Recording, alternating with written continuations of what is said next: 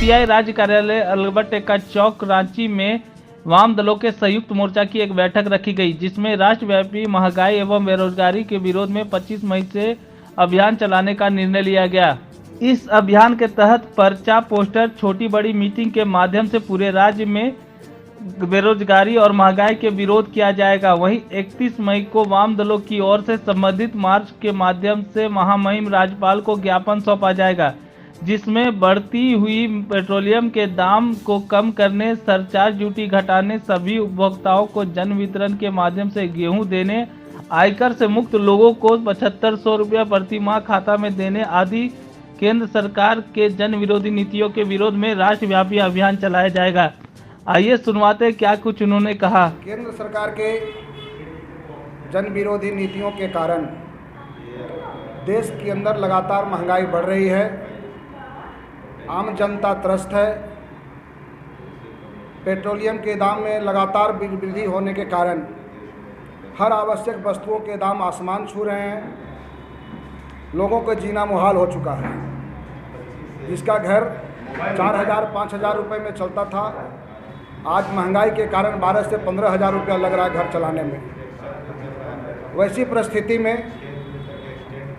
झारखंड की लेफ्ट पार्टियां CPI, CPM, Bhakpa माले संयुक्त रूप से हम लोगों ने तय किया है कि राष्ट्रव्यापी अभियान के तहत झारखंड में 31 तारीख को राजभवन मार्च करके और हम लोग ज्ञापन सौंपेंगे महामहिम राज्यपाल को कि पेट्रोलियम के दाम को कम करे, उन पर जो लगाया गया टैक्स है उस पर कम करे, जन वितरण प्रणाली की दुकान से जो गेहूं की उठाव गरीबों को जो मिलता था, जो वितरण होता था, उस पर सरकार रोक लगा रही है, इसलिए गेहूं के वितरण चालू रखे।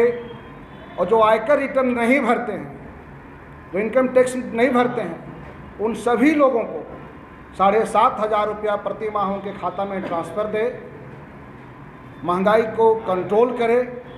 कारण कि आने वाले दिन में जिस तरह से जिस कदर महंगाई बढ़ रहा है, यह भूखमरी के कागार पर लोग आएंगे। और जिस तरह से श्रीलंका के अंदर हाहाकार मचा हुआ है, वह आने वाले दिन में भारत के अंदर भी दिखाई देगा। ये मोदी सरकार की नीतियों के कारण आज अगर बचा हुआ है, तो देश के अंदर जो सार्वजनिक सेक्टर है, सार्वजनिक उपक्रम है, जिसके चलते आज हमारा देश बचा हुआ है। 2008 में जब आर्थिक मंदी आया, उस आर्थिक मंदी में भी हमारा देश अगर बचा रहा तो सार्वजनिक सेक्टर के चलते। लेकिन आज जिस तरह से महंगाई बढ़ रहा है और बाहर से जो हमारा मुद्रा जो है, ये मुद्रा हमारा कमज़ोर हो रहा, रुपया कमज़ोर हो रहा है और डॉलर का दाम बढ़ रहा है, जिससे हर एक वर्ष 26 लाख करोड़ रुपया इस देश से बाहर जा रहा है। आज जो श्रीलंका के हालात इस देश के अंदर भी होगा। ऐसी परिस्थिति में केंद्र की सरकार सारे राजनीतिक दलों को एक मंच पे लाकर बैठा करके देश को कैसे बचाया जाए, महंगाई पर कैसे रोक लगाया जाए, देश के अंदर कैसे हम सार्वजनिक सेक्टर को बचाएं। लगातार प्राइवेटेशन, लगातार जो है से प्राइवेट में दिया जा रहा सार्वजनिक उपक्रमों को, जिसका असर अब दिखने लगा है। और जब से मोदी जी की सरकार गद्दी पर आई है 2014 के बाद से, तब से लगातार जन विरोधी नीतियां लोगों पर लागू करते रहे। नोटबंदी से जीएसटी तक के आज असर वह दिखने लगा है कि आज महंगाई चरम पर है, लोगों को जीना मुश्किल हो गया है। ऐसी परिस्थिति में हम 31 तारीख को राजभवन मार्च करेंगे और एक सप्ताह 31 से लेकर 6 तारीख तक पूरे राज्य के अंदर, पूरे झारखंड के अंदर हमारा अभियान चलेगा लेफ्ट पार्टियों का। और हर गांव-गांव में, शहरों में और जुलूस निकाल करके हम महंगाई के मुद्दे पर हम सरकार के विरोध करेंगे, उनकी नीतियों का विरोध करेंगे और जो हमारे डिमांड्स है वो डिमांड्स को लागू करने के लिए हम मांग करेंगे।